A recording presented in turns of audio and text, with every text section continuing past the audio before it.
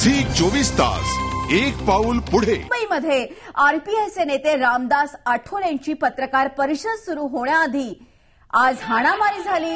काही अज्ञात लोकांनी बाहेर शिवसेना प्रमुख बाळासाहेब ठाकरेंविरोधात घोषणाबाजी केल्यानं वातावरण तापलं।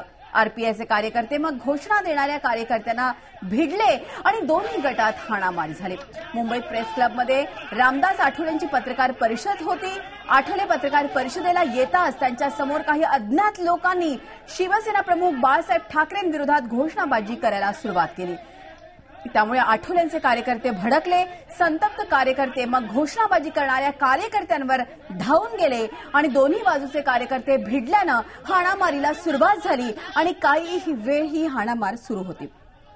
दरम्यान रिपब्लिकन पार्टी ऑफ इंडियाच्या कार्यकर्त्यांनी या गोंधळाची जबाबदारी स्वीकारली।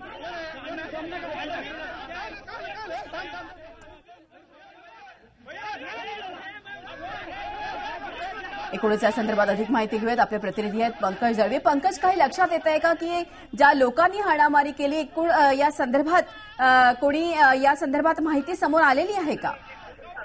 मृदुला, ही जी हाणामारी किंवा घोषणाबाजी करणारे जे कार्यकर्ते होते, जे पत्रकार परिषदेमध्ये घुसले होते, ते आरपीआयचेच कार्यकर्ते होते। आणखीन आरपीआय मधून काही फुटून बाहेर पडलेले दुसरा गट स्थापन केलेले कार्यकर्ते होते। एकंदरच जसे ते प्रेस कॉन्फरन्स सुरू झाली, प्रेस कॉन्फरन्स मध्यावरती आली, यावेळी त्यांनी लगेच घोषणाबाजी करायला सुरुवात केली। शिवसेना प्रमुख बाळासाहेब ठाकरेंच्या विरोधात त्यांनी घोषणा दिल्या। त्यासोबतच रामदास आठवले दादरचं नामांतरण जे आहे ते चैत्यभूमी झालं पाहिजे अशा पद्धतीचे त्या घोषणा देत होते। आरपीआयचे कार्यकर्ते म्हणून तिकडे आतमध्ये आले असताना अचानक अशी घोषणाबाजी झाल्याने सर्वप्रथम संभ्रमावस्था निर्माण झाली की नक्की घोषणा कोण देत आहे। मग त्या कार्यकर्त्यांना आरपीआयचे जे सक्रिय कार्यकर्ते होते त्यांनी बाहेर काढलं।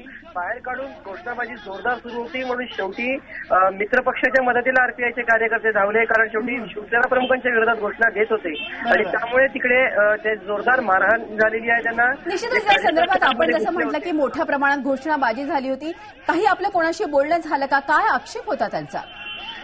त्यांचा आक्षेप मृदुला दोन गोष्टींवरती आक्षेप होता। सगळ्यात महत्वाची गोष्ट म्हणजे या संपूर्ण निवडणूक प्रक्रिया जी पार पडली महानगरपालिकेची आणि त्याच्यानंतरची जी प्रक्रिया पार पडली त्याच्यामध्ये रामदास आठवलेंना मानाचं स्थान दिलं गेलं नाही।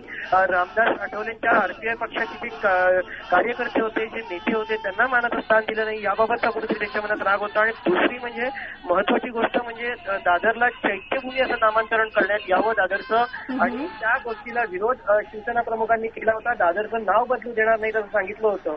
त्यामुळे या दोन गोष्टींचे मुद्दे प्रथमदर्शनी समोर येतात की त्यांच्या मनात याविषयी राग होता। मृदुला, धन्यवाद पंकज, ही माहिती दिल्याबद्दल। होते आपले प्रतिनिधी पंकज दळवी। एकूणच त्यांनी सांगितल्याप्रमाणे जी घटना घडली की मुंबईत आरपीआयचे नेते रामदास आठवले यांची पत्रकार परिषद सुरू होण्याआधी हाणामारी झाली आणि त्यामध्ये काय महत्वाचे आक्षेप होते आणि हे का झालं या संदर्भात आपण त्यांच्याकडून माहिती घेत होतो। आपण बघू शकतो ही दृश्य की कशा तऱ्हेनं घोषणाबाजी आणि हाणामारी झाली। झी 24 तास एक पाऊल पुढे।